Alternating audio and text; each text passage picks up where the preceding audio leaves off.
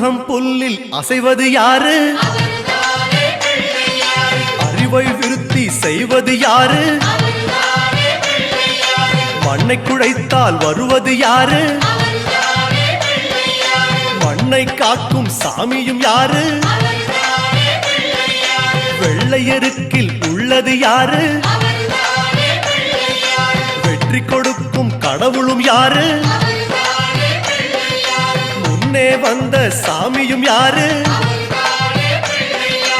அவரும் வாழ்வது எங்கே கூறு?